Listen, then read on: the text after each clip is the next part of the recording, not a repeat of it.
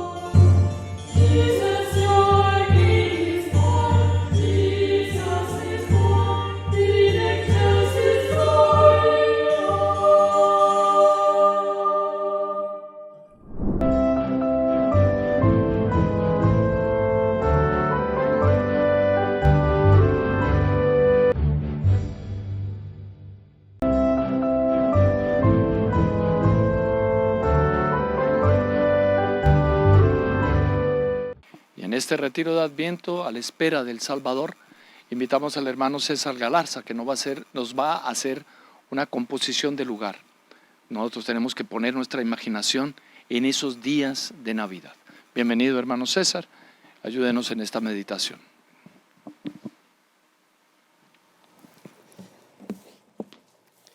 Un saludo muy especial aquí a todos los televidentes y los aquí presentes. Ya un saludo anticipado de la Navidad, y para nosotros es un honor poder estar aquí en Televida, el canal de la familia católica, para poder compartir esta verdad tan fundamental, este misterio del nacimiento de El Salvador. Y se vuelve cada vez más apremiante esta meditación, esta reflexión, este alto en el camino, porque de tal manera los tiempos que vivimos están tan caóticos. Todos agachan la cabeza, dicen que sí, claro. Caos en todo sentido, hasta inclusive dentro de la propia familia, en las instituciones. Entonces uno como que pierde el rumbo y estos velones que tenemos aquí como que nos serenan diciendo, espera que viene el Salvador, ¿verdad? Es el Adviento, este tiempo de preparación y de meditación. La liturgia de la Iglesia siempre nos sitúa en este momento para que nosotros nos preparemos, porque alguien dirá, ah, no, ya Jesús vino hace más de 2000 años, entonces hoy lo que vamos a hacer es solo recordarlo. No, no es así, porque para Dios no existe el pasado ni el futuro. Para Dios es un eterno presente. Nosotros sí, para nosotros existe el ayer, el mañana y el hoy. Y el hoy ya pasó porque es un instante mínimo entre el pasado y el futuro. Dios lo ve desde un punto de vista muy diferente al nuestro, que vivimos en el tiempo. Así que la liturgia, cuando nosotros la vivimos como Dios manda, es decir, con amor, revivimos no solamente las gracias que se dieron en ese momento del nacimiento del Salvador, sino aún más todavía, con mayor profundidad, con mayor fuerza, ¿no? Alguien dirá, ay, qué bueno haber vivido en la época de Jesús, esa época tan bella, maravilloso, estoy de acuerdo. Pero ese mismo ambiente que sintieron los pastores, que sintieron los reyes magos y las personas de buen corazón, de buena voluntad, nosotros lo podemos tener en los días de hoy y a un grado mucho mayor, ¿verdad? Porque las gracias de Dios van penetrando cada vez más en aquellos corazones de buena voluntad.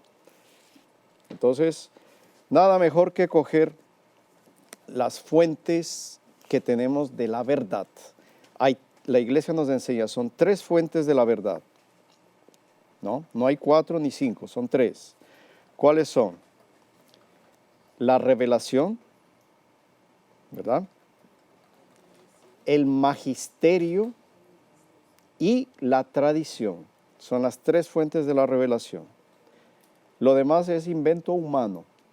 Si la verdad que conocemos está dentro de esas, perfecto. Si alguien se sale de esas 3, es un falso profeta, como dice la palabra de Dios. Jesús nos advierte de los falsos profetas que inventan nuevas doctrinas de acuerdo a los tiempos, ¿no? La iglesia siempre es nueva y antigua, ¿no? Entonces, vamos a coger aquí a un trecho de el evangelista San Lucas, ¿no?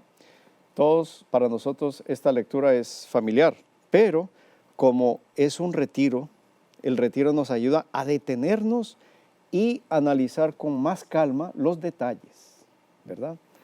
Porque la belleza de las cosas no está en las cosas en cuanto tal, sino muchas veces en los detalles que usted pasa por alto y no los ve. Por ese motivo está importante el retiro, porque nos ayuda a detenernos y a no solo analizar, sino a contemplar. Contemplar es detener la atención con amor y consideración de esas verdades eternas, ¿no? Y mire, la palabra de Dios es tan sencilla, pero a la vez tan profunda, que pasarán los siglos y siempre vamos a encontrar nuevos aspectos. Y así es como tenemos al apóstol, el evangelista, San Lucas. Vamos a coger aquí la Sagrada Biblia, ¿no? Y vamos a ver qué es lo que nos dice San Lucas. Nos dice,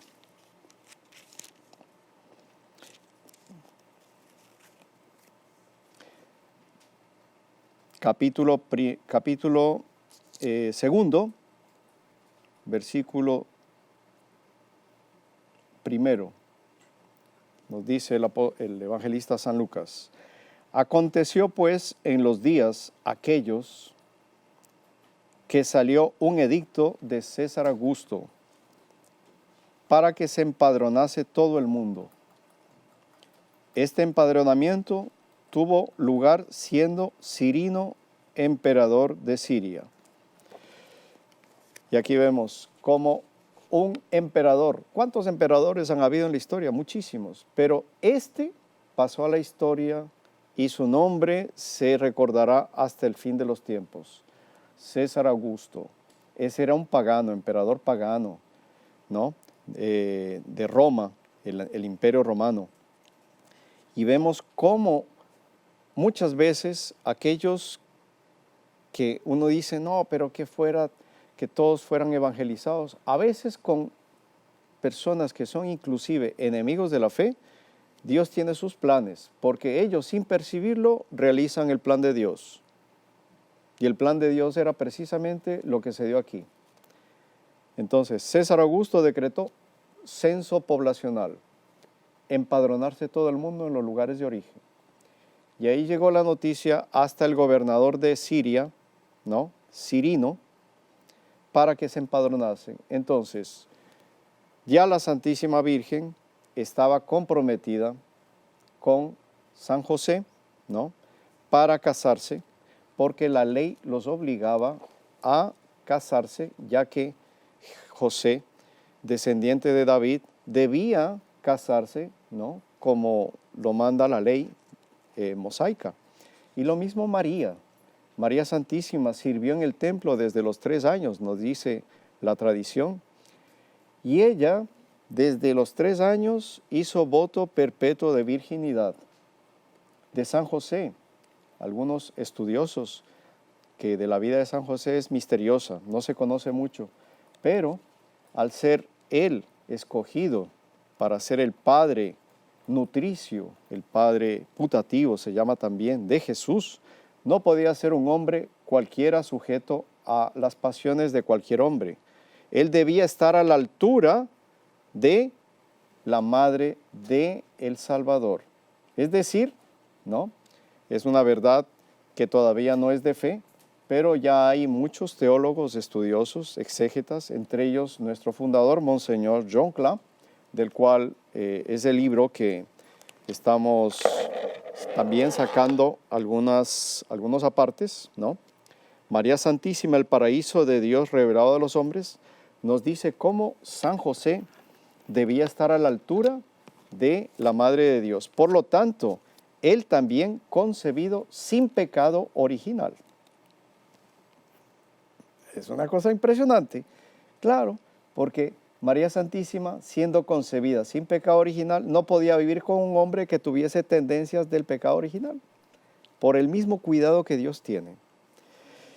Y aquí tenemos una cosa tan bella que quizás esto fue lo que a mí más me impresionó sobre la Santísima Virgen. Son palabras de un gran doctor de la Iglesia, San Bernardo de Claraval. Mire lo que dice. Convenía a un Dios nacer de una virgen, y a una virgen solamente convenía concebir a un Dios. Vea, mira la profundidad de eso. Qué bonito. Dios quiso hacerse hombre. Él no quiso hacerse ángel, Él quiso hacerse hombre. ¿Y qué camino Él escogió? El mejor. ¿O hay alguien que pueda corregir a Dios y decirle que no, mejor el camino? Hay gente que piensa corregir a Dios. Y uno a veces también en su orgullo, fruto del pecado original, quisiera uno corregir los planes de Dios. Pero Dios está por encima de todo eso y dijo, yo quiero, así como yo te di a tu madre, yo también tengo el derecho de escoger la mía. ¿Está viendo? Y no es cualquier madre, es la mejor de todas las madres. No sé si todos coinciden conmigo. ¿Verdad que sí? ¿O hay alguien mejor que María como madre? Imposible, no es posible, no es posible. Entonces ahí tenemos que San José, él,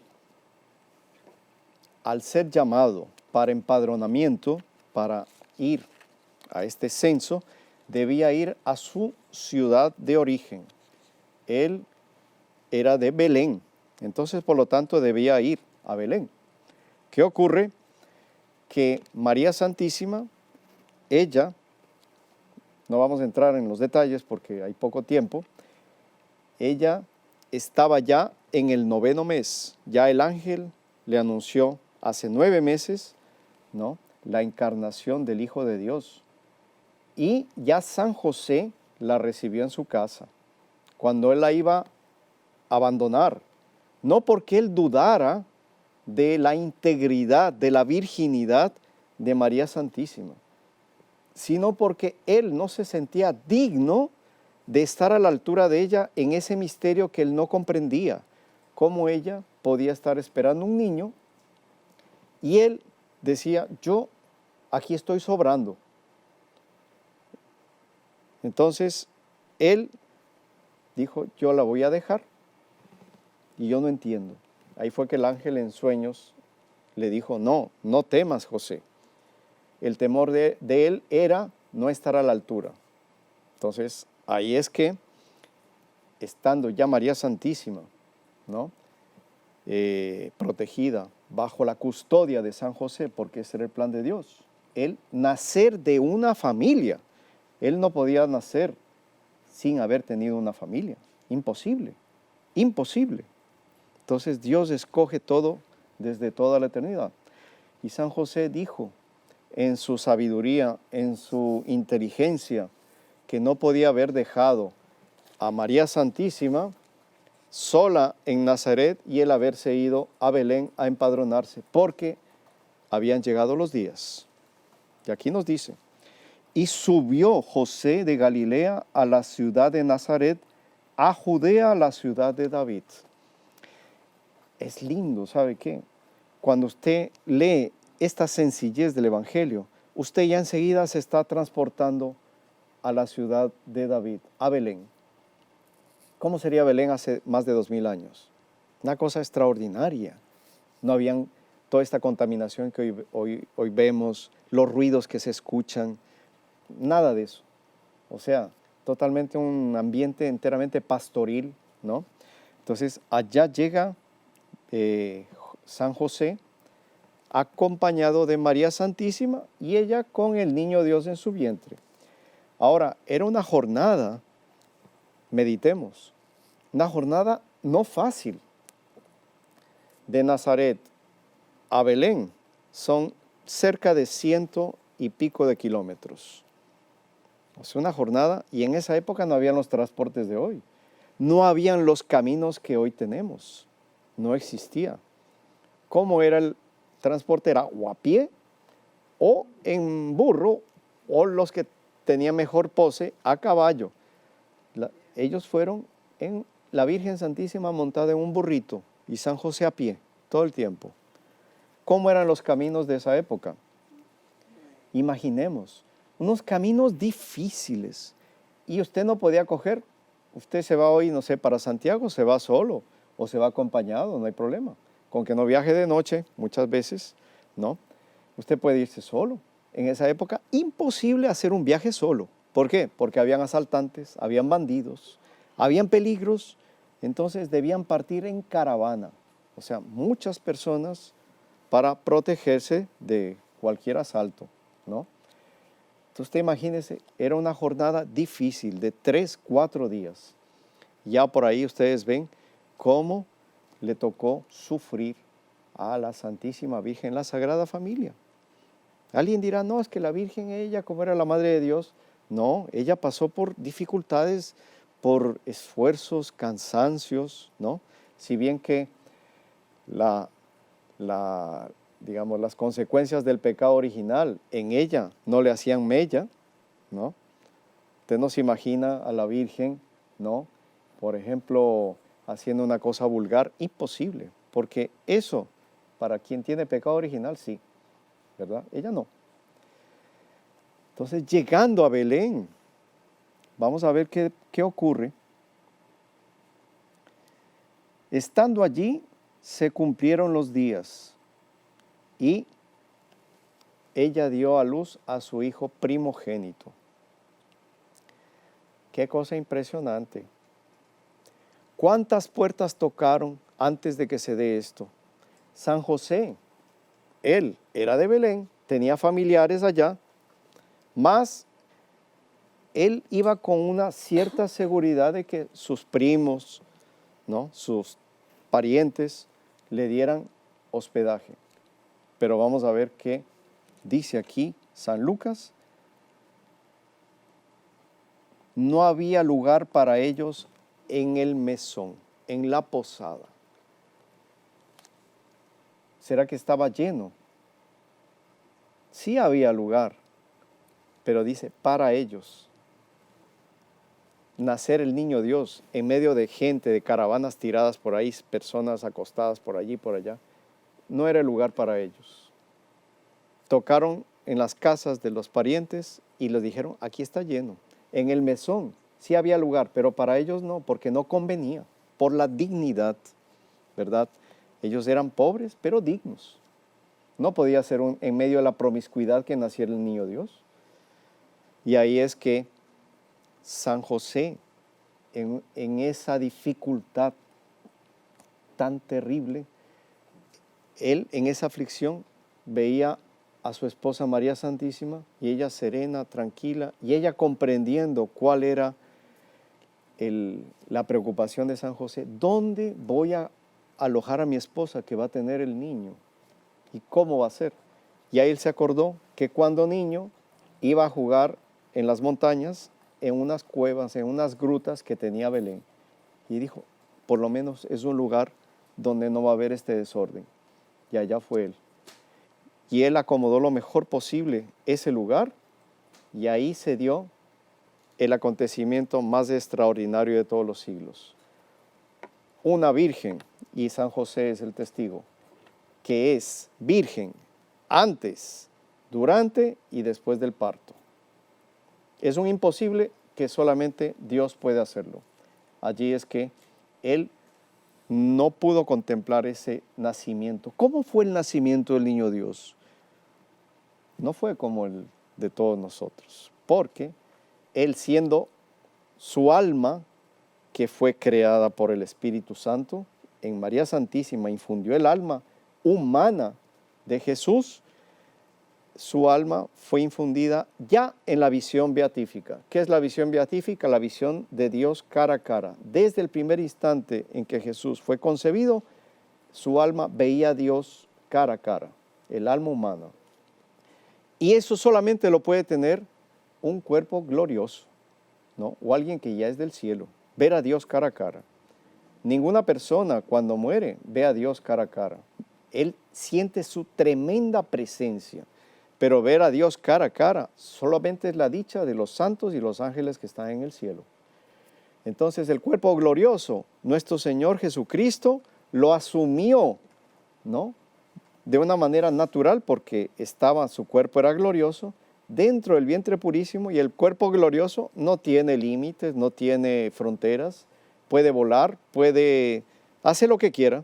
Entonces, él simplemente se proyectó en los brazos santísimos de su madre cuando nació ese momento de la Navidad, ¿no? Vamos a ver varias veces en la palabra, dice, cuando le iban a coger a Jesús los fariseos para tirarlo por un abismo, dice, y él se escapó en medio de ellos. O sea que él asumió su cuerpo glorioso. Consideremos esa verdad de fe.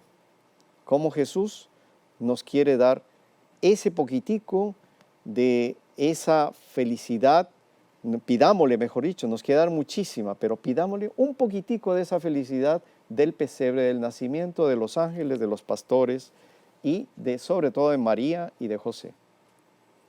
Que Nuestra Señora los bendiga. Salve María.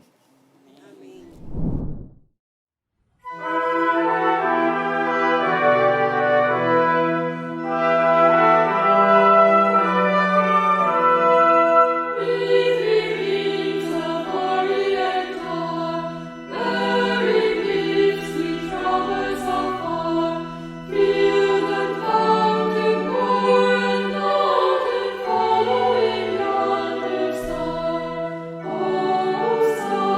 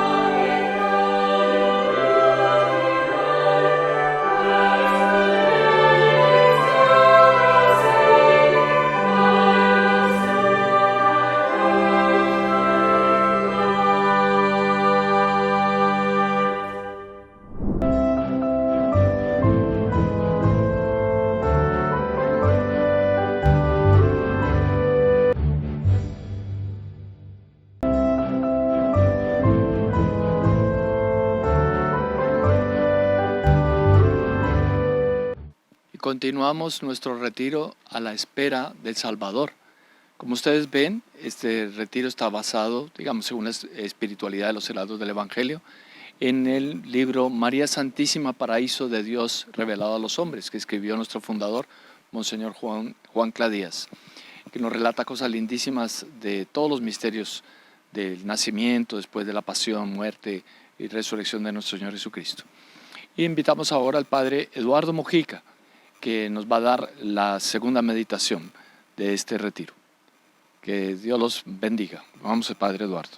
Gracias, Padre. Bueno, una alegría enorme estar una vez más aquí en este canal católico de la familia, Canal 41, aquí desde los estudios de Televida, no solamente con varias personas que están aquí presenciando esta meditación, este retiro, sino también muchos que a lo largo y ancho del país y hasta fuera de él acompañan estas meditaciones como una manera de preparación de la celebración de la Navidad. Sabemos que el Adviento es justamente ese tiempo litúrgico en el que recibimos gracias y luces especiales para podernos preparar para el nacimiento espiritual de nuestro Señor Jesucristo. Sabemos que el Niño Dios nació hace 2000 años atrás, pero en cada tiempo litúrgico recibimos las gracias de ese momento de lo que se está celebrando. Entonces, en el Adviento nos estamos preparando justamente para poder celebrar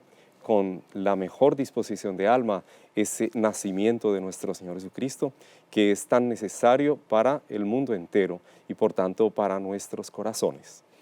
Bien, el nacimiento de nuestro Señor, claro, tuvo muchísimos aspectos sobresalientes, que es necesario subrayar, pero quiero resaltar de manera muy especial el aspecto de la inocencia, del candor, no solamente del niño Dios, porque al fin y al cabo el niño Dios ya es la inocencia encarnada, pero que también las almas inocentes, o sea, aquellas personas que esperaban verdaderamente la venida del Mesías, aquellos que estaban a la espera de la venida del Salvador, ellos también experimentaron una alegría profunda en su alma y en su corazón. ¿Por qué? Porque eran almas que participaban y esperaban la venida de la inocencia del Salvador y por tanto tenían ese deseo de que el bien, de ese candor de alma fuera lo que se manifestara también, entre otras cosas, con la venida del Salvador. Entonces, esas personas que estaban deseosísimas de que naciera el Mesías, eran personas que llevaban esa inocencia en su alma, o si estaban manchados por el pecado, estaban a la espera de que pudiese venir aquel que repararía su situación espiritual y que los podría otra vez llevar a ese estado de inocencia primaveril en que el hombre fue creado. Ustedes recordarán que el hombre en el paraíso fue creado en estado de inocencia. Bueno, Dios lo constituyó en gracia y santidad. Por eso escuchamos en el Génesis, nos relata este libro, que Dios creó al hombre a imagen y semejanza de él. Uno dice, bueno, pues por simple y llanamente decir imagen ya es suficiente para referirse a que somos hechos teniendo a Dios como modelo. Pero ¿por qué dice a imagen y semejanza de Dios?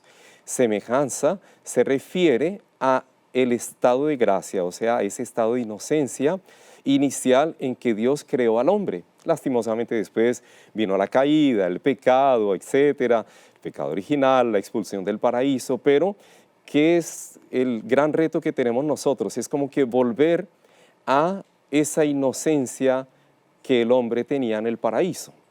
Es por esa inocencia que el hombre tenía en el paraíso que el hombre gozaba de un don por el cual analizaba las cosas muy bien según los designios de Dios. Y por tanto, el hombre con la inocencia primaveral del paraíso podía juzgar las cosas sin equivocarse. Después, con la caída, con el pecado original, ahí lastimosamente ya perdió esa, por así decir, como que infalibilidad. Pero entonces la venida de nuestro Señor viene a restaurar en la humanidad ese deseo y esa gran esperanza de reparar, de restaurar la inocencia inicial, que a propósito recibimos nosotros en el sacramento del bautismo, una participación de todas aquellas gracias conquistadas por nuestro Señor y que nos deben de conducir ¿a qué? A la restauración de la inocencia. Entonces, esas almas que esperaban verdaderamente el Mesías, esas personas, cuando nuestro Señor nació, aunque ellos no lo hubieran visto, ellos notaron que la naturaleza estaba cambiada, que la naturaleza no era la misma. Es más, la naturaleza aspiraba, la naturaleza, por así decir, como que gemía para que llegase el momento en que en la tierra se pudiese tener al Mesías, al Salvador, a su propio Creador. Y entonces esa noche tan maravillosa del nacimiento de nuestro Señor, que seguramente tenía un brillo especial, las estrellas ahí brillaban de manera más reluciente, de manera más brillante, seguramente que las estrellas y toda la naturaleza estaba como que cantando de alegría. ¿Por qué? Por el ver el nacimiento del Salvador. Pero más de que la naturaleza, los corazones y las almas de aquellas personas que estaban a esa espera, a la espera del Salvador. Pero recordemos, como en la charla anterior que se dio, que la humanidad estaba en las brumas de mucha tiniebla, de mucha confusión, de una plenitud de decadencia que humanamente hablando se diría que no se iba a dar algo tan extraordinario como fue el nacimiento de nuestro Señor y por tanto el reverdecer de todas las esperanzas para la humanidad. Se diría que no se iba a dar, pero justamente cuando la humanidad experimenta momentos de gran incertidumbre, de gran preocupación, de gran desconcierto y desorientación, es en ese momento en que nosotros debemos de esperar con mayor razón la intervención divina. Aunque no la veamos físicamente, Él está actuando profundamente en los corazones. Y ahí estamos hablando de la inocencia, de esa candidez, ese candor propio de nuestro Señor y de aquellos corazones que estaban a la espera de Él. Bueno, pero no hemos dicho que es la inocencia, porque hay gente que de pronto la puede llegar a confundir con la ignorancia. No es la ignorancia. Inocencia, innocentis, nocere en latín quiere decir nocivo, que no es nocivo, pero no solamente que no es nocivo, que no hace daño, que no hace mal. Entonces, todas esas personas que tenían ese deseo de que no existiese más el mal, de no hacer el daño a ninguna otra persona. Esas personas eran las que estaban a la espera de la venida del Mesías, del Salvador.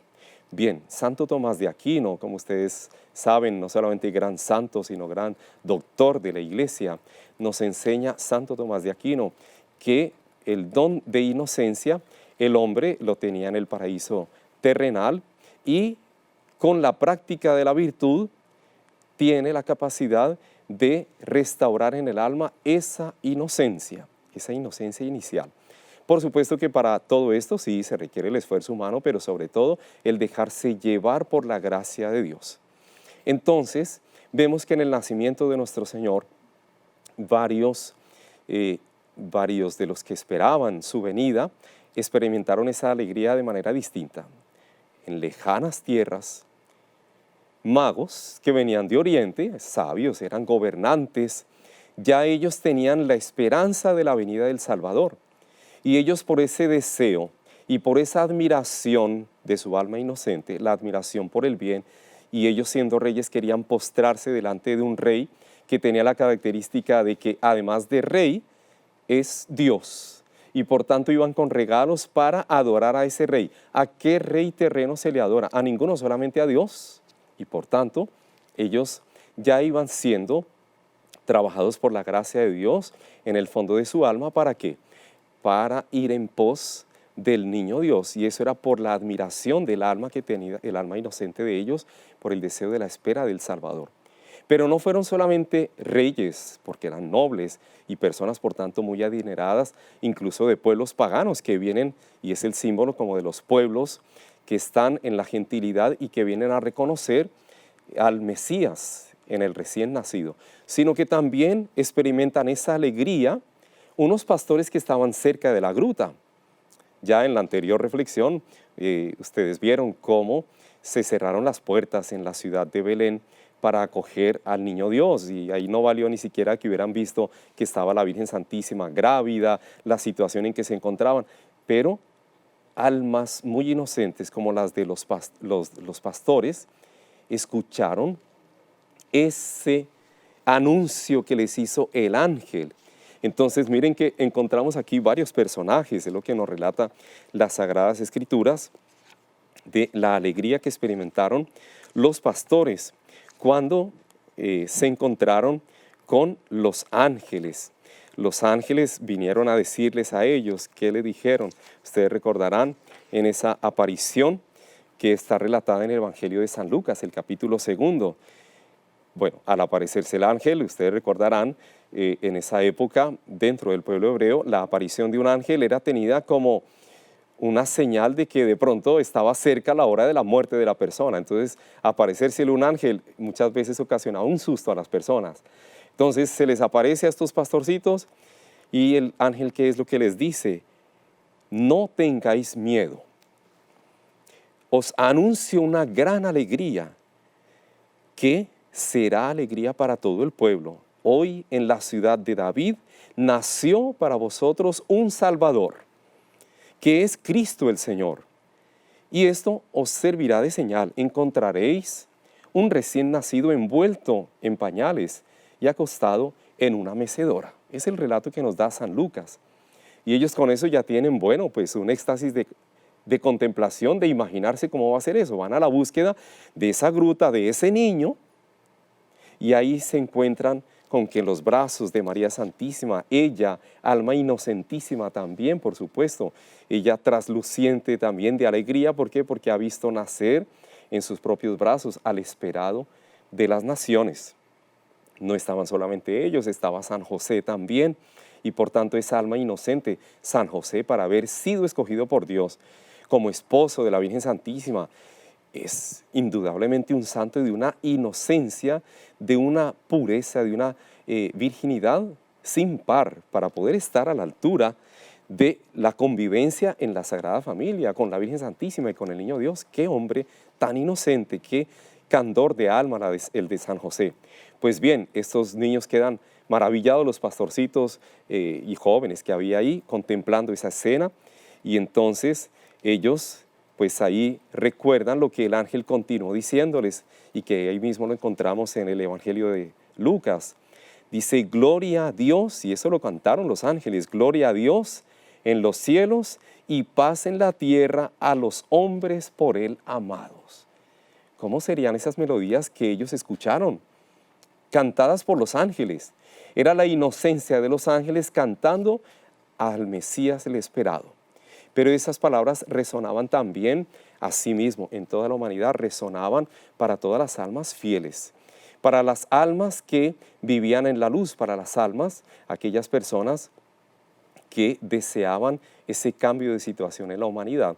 Esas personas percibían la presencia de nuestro Señor. Incluso hay varias almas que han tenido revelaciones, varias religiosas que tuvieron revelaciones al respecto ya de la infancia de nuestro Señor, y entonces nos comentan que cuando el niño Dios iba con la Sagrada Familia, con San José, con la Virgen Santísima, cuando iban pasando por distintos lugares, aunque ellos pasaran de manera como que inadvertida, las personas que tenían inocencia en su alma y por tanto ese deseo de no hacer el mal, sino al contrario, hacer el bien, esas personas experimentaban una satisfacción y una alegría que era propia, ¿por qué? Por la cercanía del niño Dios.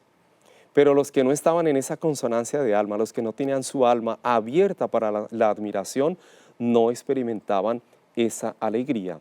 Experimentaban otras gracias, claro, porque nuestro Señor Jesucristo, ya desde pequeño, en su infancia, ya iba dando gracias a todos, porque Él quiere que todos los hombres se salven y lleguen al conocimiento pleno de la verdad. Por tanto, recibían gracias también de conversión, pero la gran alegría de ver el nacimiento del niño. Entre los que estaban también participando de esa alegría, de esa candidez, de esa admiración por ver el nacimiento del niño Dios, no podemos dejar de mencionar a los que lo recibieron en el templo.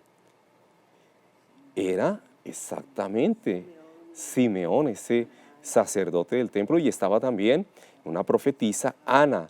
Ellos no dudaron en distinguir en ese matrimonio que venía con ese niño encantador. Ellos se dieron cuenta que no era cualquier matrimonio, se dieron cuenta que no era cualquier niño. ¿Por qué? Porque ellos tenían admiración por aquello que es superior. Mire que eso es una característica del alma inocente, está abierta a admirar.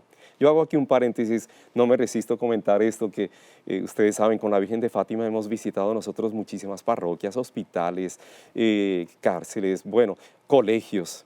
Y entonces en los colegios también, con la visita de la Virgen de Fátima, pues dejamos algún recuerdo, alguna fotografía bonita de la imagen de Nuestra Señora, y entonces, bueno, vamos a sortear este bonito cuadro de la Virgen. Entonces al niño o la niña que respondan esta pregunta, una pregunta de catecismo, le vamos a dar este regalo, tal pregunta, quedan pensando y una de pronto levanta la mano y responde, sí, era esa la respuesta, se lo ganó.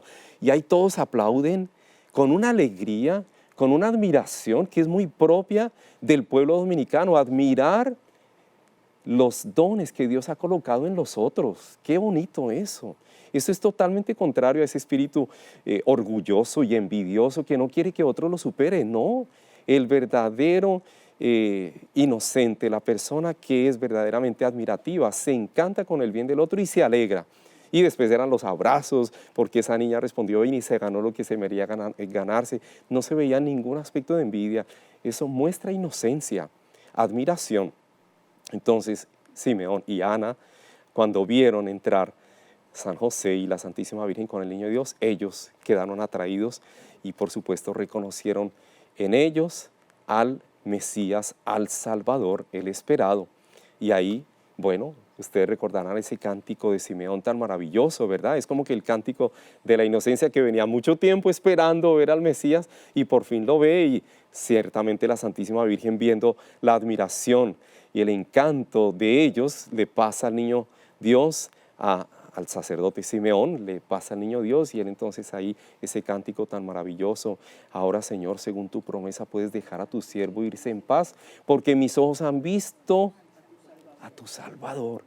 ¡Qué maravilla! Luz para las naciones, exactamente. Bueno, ojalá nosotros podamos tener presente en este Adviento en que nos estamos preparando. ¿Para qué?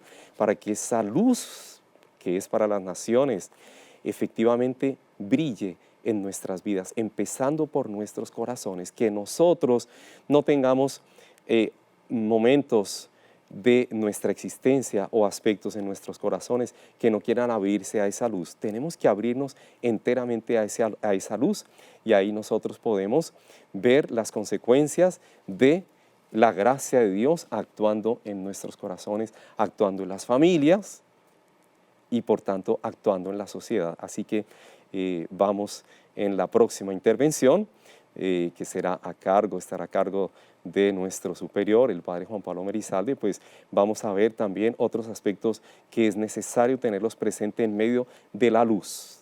El nacimiento del Redentor, del Salvador, una gran luz para la humanidad, pero es una luz que tiene otros aspectos también para considerar.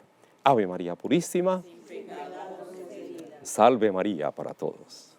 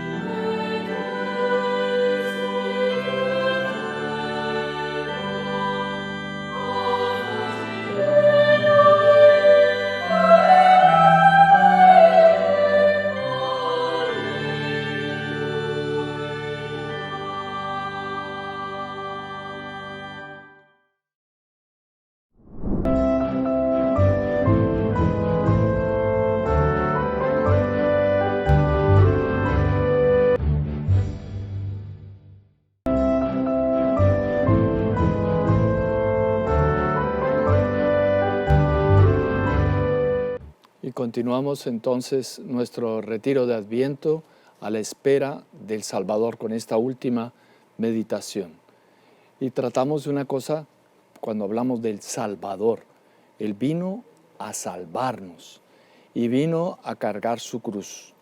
Y en estos días de alegría y días de felicidad, porque vino el niño y viene y nace y viene a habitar con nosotros, todos esos son motivos de mucho candor, de mucha alegría, de mucha inocencia. Pero un cristiano, verdadero cristiano, no puede ver la Navidad solo en eso, como que una fiesta de todas las alegrías. Claro, nos damos regalos, nos festejamos, pero la cruz, el sufrimiento, no está ausente en esta Navidad, ¿no? Nuestro Señor vino a ofrecerse al Padre, a sacrificarse por nosotros. Como dice la carta a los Hebreos en el capítulo 10, no quisiste sacrificio y oblación, pero me has formado un cuerpo. Jesús, como que Jesús habla. Y entonces dije, he aquí vengo a hacer tu voluntad. Entonces significa que viniendo nuestro Señor a la tierra, vino también a luchar, vino también a sufrir, vino también a cargar su cruz, a morir por nosotros en el Calvario y rescatarnos. Por eso nosotros debemos también pensar en que en nuestras vidas tenemos cruces, en nuestras vidas tenemos sufrimientos, pasamos por dificultades. Y en ese punto también nos parecemos a Jesús. Dios permite esas adversidades de la vida, que las debemos siempre ofrecer a Jesús, porque produce frutos. Nuestro Señor nos consiguió la redención, sufriendo por nosotros. Nosotros podemos conseguir mucha cosa para nuestra familia, para nuestra iglesia, para nuestra patria, ofreciendo nuestros sacrificios. Y eso es una meditación que tenemos que hacer, porque en las fiestas de Navidad, estamos llenos, y la Sagrada Familia estuvo lleno de sufrimientos. ¿Por qué el Señor tuvo que sufrir? Porque una vez que se cometió el pecado original, la humanidad quedó perdida. Nosotros no morimos, seguimos en esa vida terrenal, pero se perdió la gracia. Se cerraron las puertas del cielo y era necesario un acto de reparación a Dios. Un acto de reparación, sí, una expiación a Dios nuestro Señor para rescatarnos del pecado original. Tenía que ser un ser humano, pero tenía que ser un ser humano que ofreciera un sacrificio de un valor infinito. Porque las faltas tienen su gravedad, y es lo que dicen los moralistas, de acuerdo a quien se le comete. Porque, por ejemplo, un hermano le da un golpecito a una hermana, se pelean, eso lo vemos en todas las familias, tiene una gravedad, es una falta, pero si el hermano le da a la mamá, la gravedad es mayor.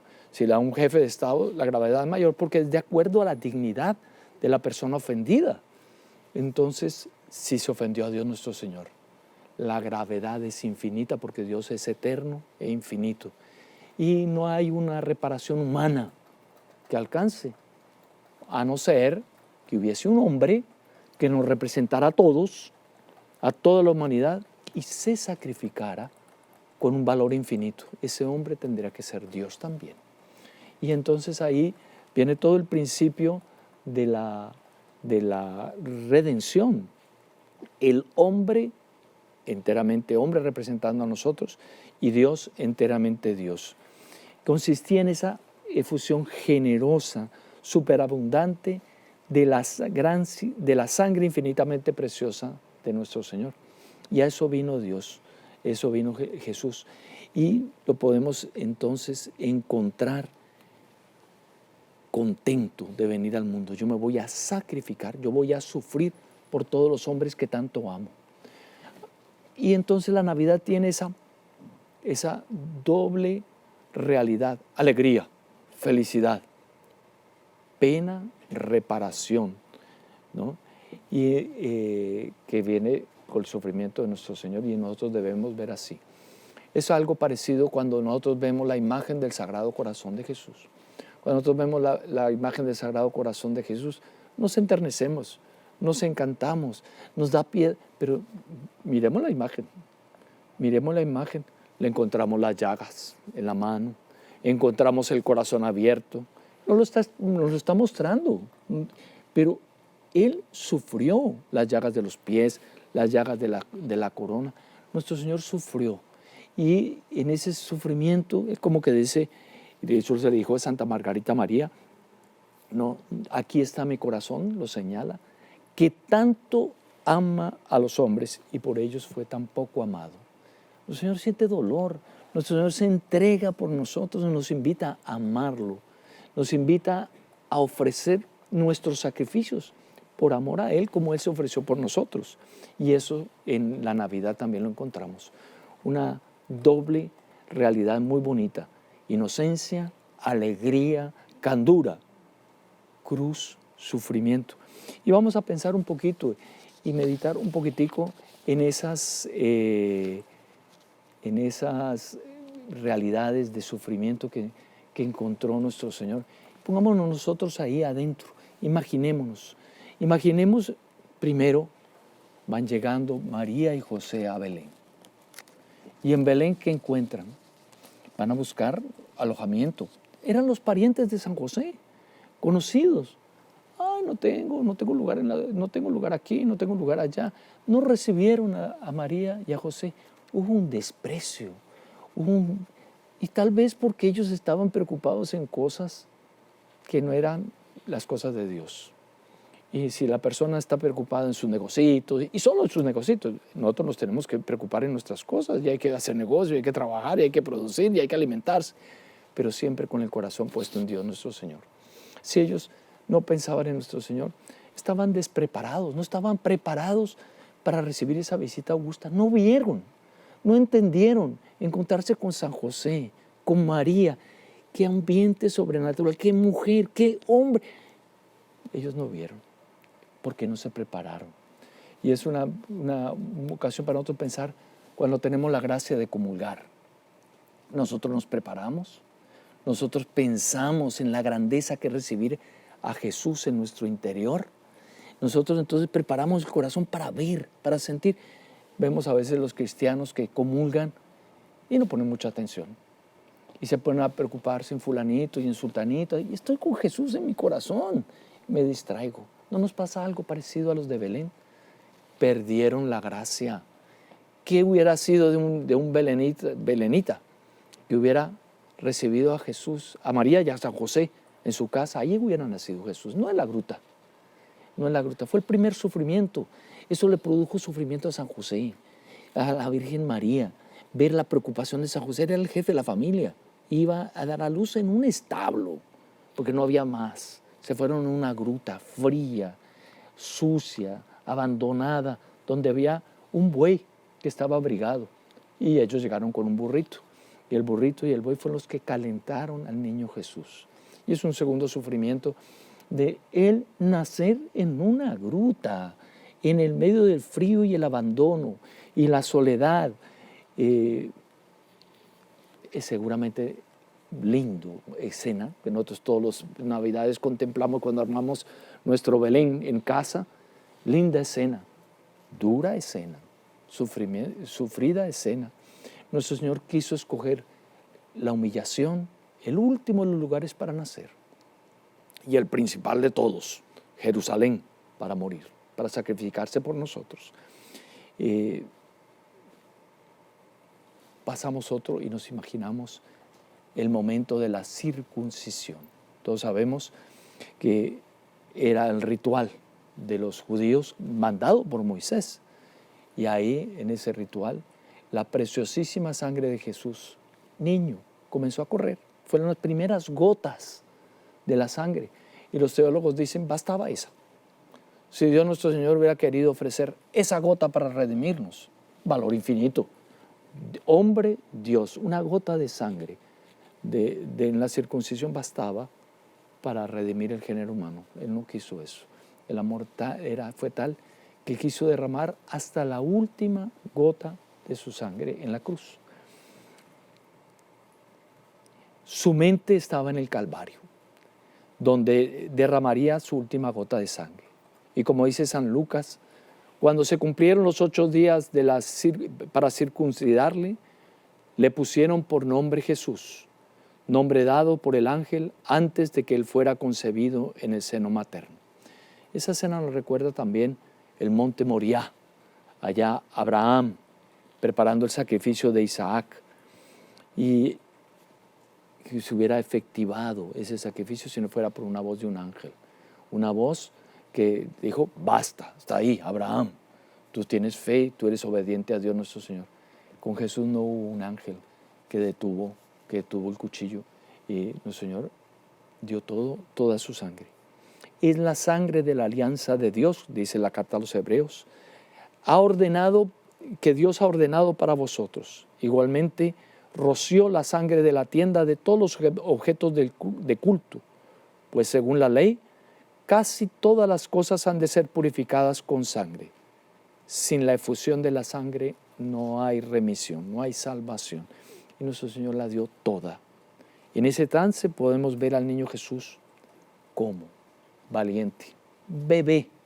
Tenía pocos días de nacido, una semana, bebé, pero entendiendo porque era Dios. Valiente, definido, determinado, ofreciéndose con gusto. Y nos recuerda aquí a Jeremías, que el Señor le dice a Jeremías: te he convertido en una plaza fuerte, en un pilar de hierro, en muralla de bronce frente a toda la tierra. Es nuestro Señor que está con toda su fortaleza ofreciéndose enteramente a Dios por nosotros. Otra escena tan navideña, la presentación del niño Jesús en el templo. Llega la Sagrada Familia, 40 días habían pasado. Todavía tiernito el niño. Qué ternura, qué maravilla. Vienen a ofrecer al niño Jesús al templo, también lo mandaba la ley. Y él va San José y la Virgen, y uno puede pensar en Jesús contento, alegre. Por primera vez voy a ver ese templo. Por primera vez voy a contemplar la casa del Padre, donde se van a trabar muchas batallas. Ahí hubo muchos milagros.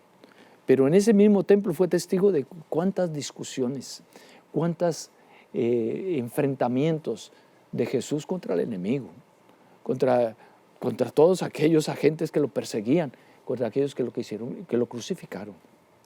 Y en esa presentación, el profeta Simeón, un anciano venerable, piadoso, impulsado por el Espíritu Santo, va y se encuentra con la Virgen, se encuentra con San José, se encuentra con el niño.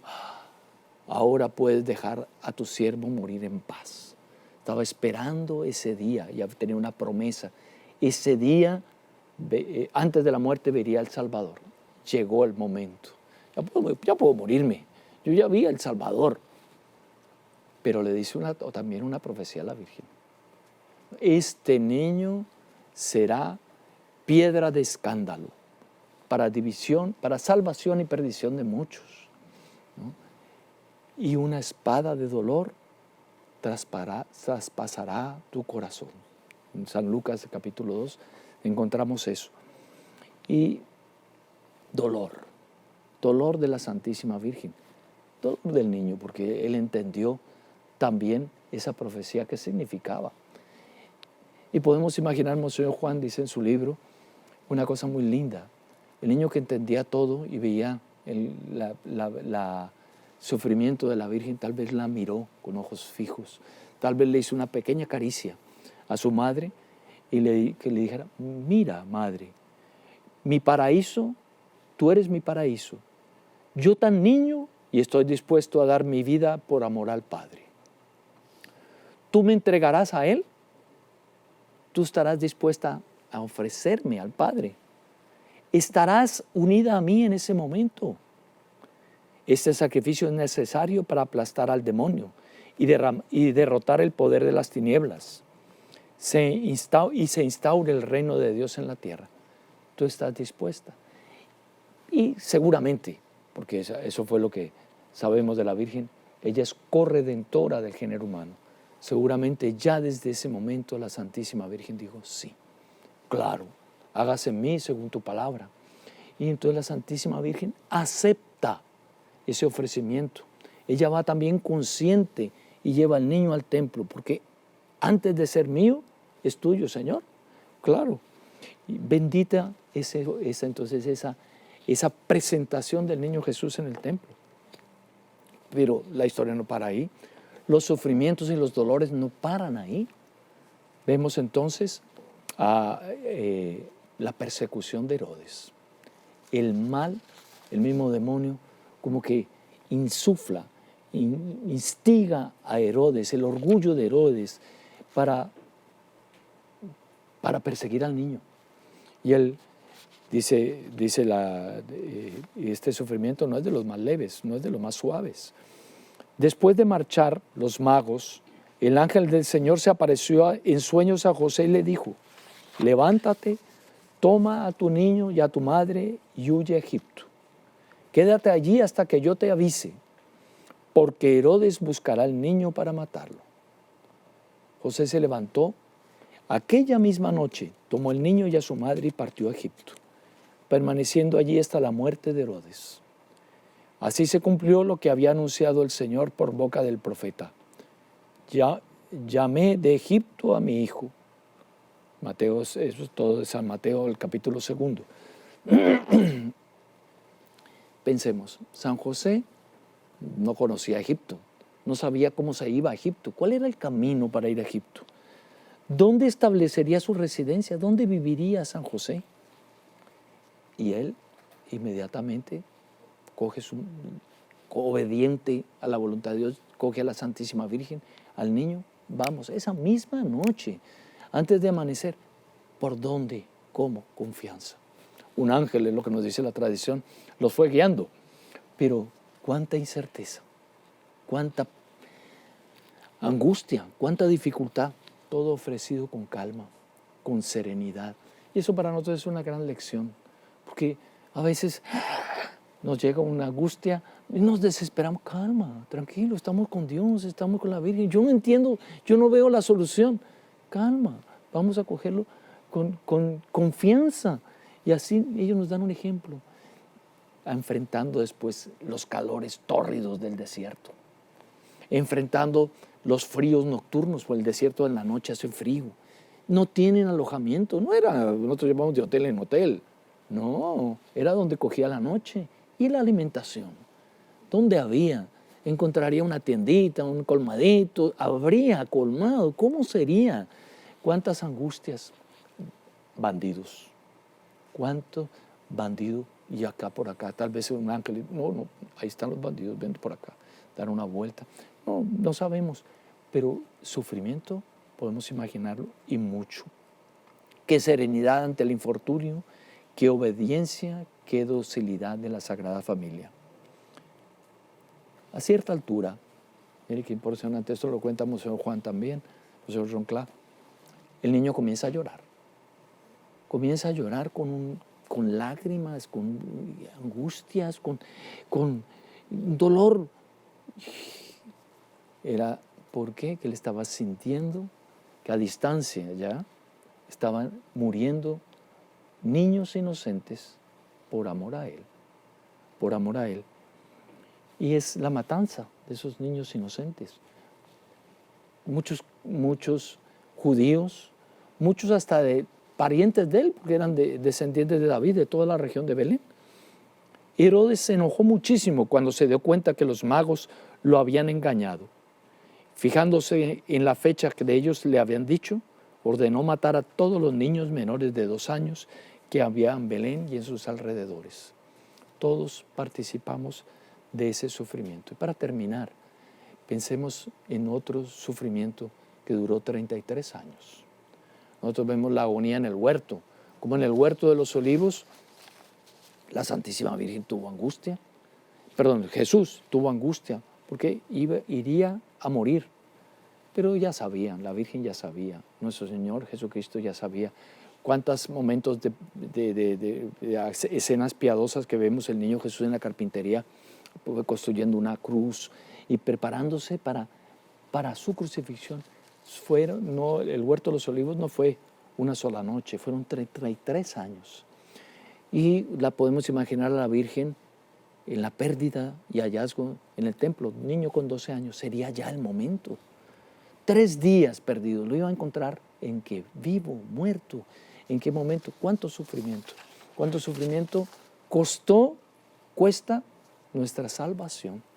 Y entonces, para terminar, vamos simplemente decir, bueno, el niño Jesús nace y debemos darle al niño Jesús algo, debemos pedirle al niño Jesús algo. ¿Qué le debemos dar al niño Jesús en esta Navidad? claro, le vamos a ofrecer, ¿qué más que nuestro propio corazón? ¿No es cierto? ¿Qué le podemos dar? Si fue el creador de todas las cosas. Yo le puedo dar flores, yo le puedo dar algo bonito. Oro le trajeron los reyes. Para Dios nuestro Señor, ¿qué es el oro? Él lo creó, pero Él creó también nuestro corazón y es lo que Él ama. Y Él quiere que nosotros le entreguemos nuestro corazón. Y alguien dirá, pero qué regalito pifio. Mi corazón, si usted lo conociera, Padre, mi corazón está lleno de limitaciones, lleno de defectos. Es verdad, todos los tenemos. Pero nuestro Señor es capaz de transformar el agua en vino. Eso nos lo demostró en las bodas de Caná. ¿No será que nuestro Señor puede cambiar un corazón pífio en un corazón bueno, en un corazón grande? El Salmo nos dice, asperges me hisopo y mundavos, lavaveme y nivel de baldavor. Lávame con el hisopo, con el agua bendita, purifícame, Señor, y yo cambiaré y quedaré más blanco que la nieve. Ese corazón que se ha transformado.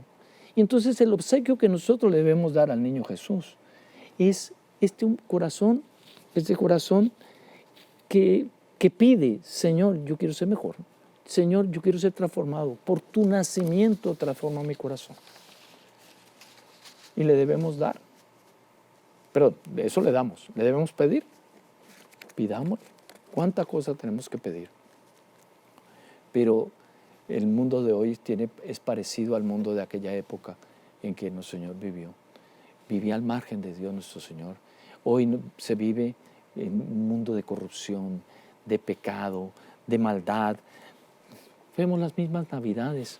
El gran olvidado de la Navidad es el mismo niño Jesús, ¿no? El festejado, que debía ser festejado, que está de cumpleaños, muchas veces es olvidado, es cambiado por otros personajes, por otras cosas, y los regalos van pasando, todo se va acabando.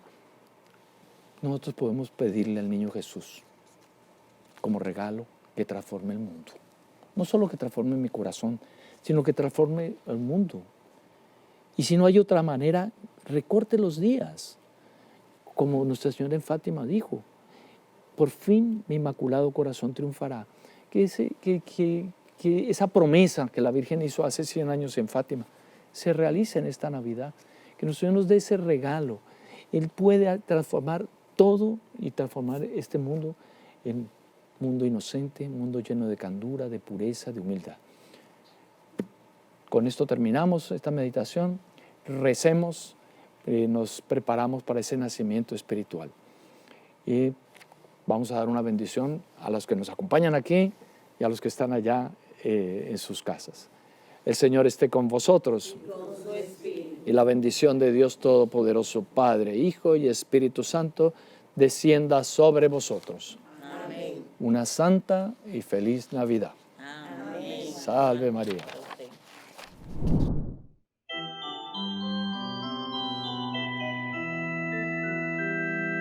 God rest you.